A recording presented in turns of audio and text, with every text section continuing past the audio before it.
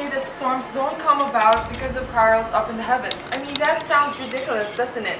You don't see gods fighting in wars or men who are basically indestructible like Achilles.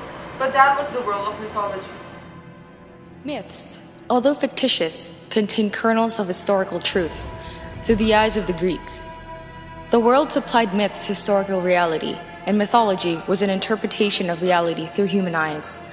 It explained the classical ideals of perfection and how the Greeks tried to manifest this perfection through body, mind, form, and spirit. Myths showcased a religious system which revolved around a pantheon of gods, with Zeus at the top and lesser gods holding power over different aspects of human life. The gods were believed to watch over families, homes, shepherds and livestock, businesses and trade routes. Myths also demonstrated war, which gave emphasis on Greek values, honor, respect, and courage. Myths reflected ancient Greek society and showcased their reverence for excellence. Greek mythology has a generic pattern in which most of its stories are grounded on. The hero of Greek mythology is usually a demigod, meaning one parent was mortal, the other a god. Or, these heroes usually had an unusual conception or birth. Examples of these heroes would be Heracles, Perseus, and Achilles. Greek mythology also follows a generic flow of events. The first is the ordinary world, where the hero more or less lives a peaceful life, and is usually oblivious of his true identity. Next is the call to adventure, wherein the world of the said hero would be put in jeopardy, and the hero would be told of his true identity, and that he would be the only one capable of saving the universe. The hero then has a dilemma on whether to go or not, but ends up going. The hero is then thrown into the world of unknown, where everything is a constant threat, and the hero's character and strength are tested. Before the end of the journey, the hero is faced with the supreme ordeal, which is the final test and the most difficult. For Achilles, this would be fighting Hector. The hero conquers this supreme ordeal and restores peace in his world. Archetypes are the collective unconscious of a person. It is the tendency of the human to formulate representations of mythological motives. Archetypes can be seen in movies and literature. Let's take a look at some archetypes of Hector and Andromache. Achilles, the son of Peleus and the sea nymph Thetis, is the greatest warrior and hero known among the Achaeans. Achilles possesses more power than the average mortal. Skilled in battle, he has brought honor to his land. He is the hero. Agamemnon is also the hero, for he is the commander of the Greek army and led them to victory.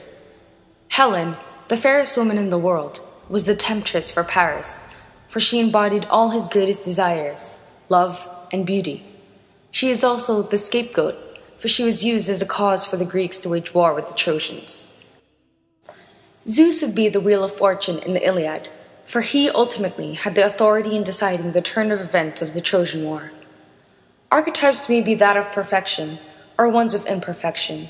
Nevertheless, archetypes still serve as a basis of analyzing the various behaviors that human nature may uphold. In Homer's Iliad, war was glorified. It can be safely said that in the Iliad, a man's worth is determined by his skill in battle. Achilles, the champion of the Greek army, and Hector, the champion of the Trojan army, had gained respect from their people for their superior skill in battle. Contrast it with Paris, one who avoids conflict and prefers to tend his sheep. Paris, otherwise, has acquired the disapproval of his family and his people. The Trojan War was a war where feelings influenced the turn of events. Achilles, holding on to his grudge to Agamemnon, resulted to the death of many of his kinsmen, including his best friend, Patroclus. The Greeks were a religious people, and in turn, their deities were a key feature to the Trojan War. Their preferences and feelings greatly influenced the turn of events in the Trojan War. The Trojan War also emphasized the values of the Greeks: courage, honor, and respect, which remained the primary source of inspiration to the heroes. The Greeks, or rather Homer's standards of the person, and their values can best be illustrated in this excerpt of the Iliad, Hector and Andromache. Hector and Andromache tells of Hector's last goodbye to his family before his death. In Hector and Andromache's actions and words, they manifest the traits of Homer's ideal woman and man. Hector is the patriarch, who recognizes his duty to his family, but moreover, he is the warrior and the leader, who gave reverence to serving his people, leading his army, as well as acquiring honor, courage, and respect. The union of this family-oriented aspect of Hector and this warrior aspect of Hector can be seen when he wished that the fate of his son would be that he would be greater than Hector was. It showed his love for his son and the achievements he dreamt for him, which were warrior-oriented. When he chose to leave his family to serve the people of Troy, he embodied Homer's ideal Greek.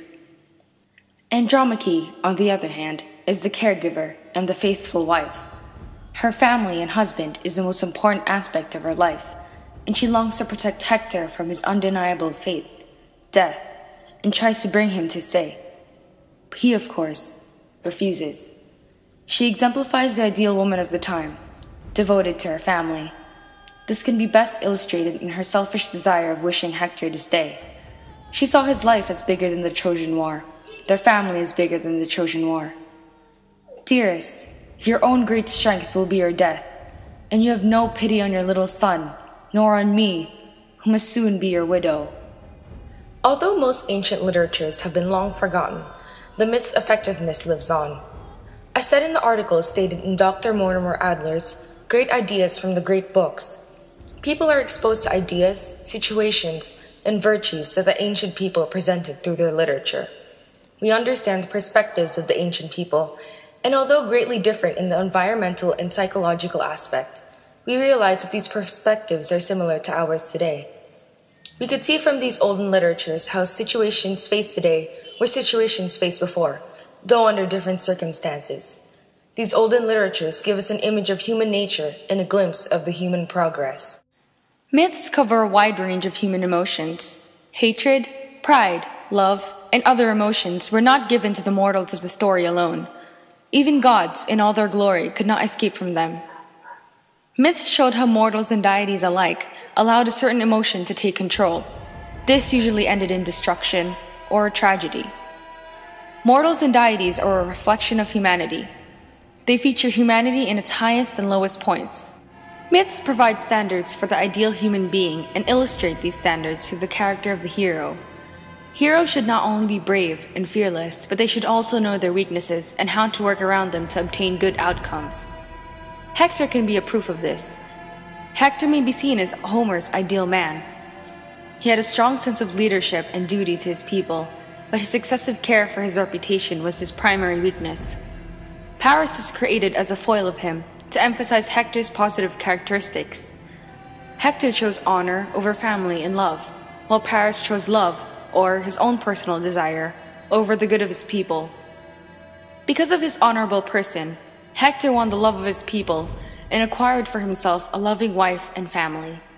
In mythology, an idea like the heroic aspects, as well as the weakness of man, is considered both a blessing and a curse.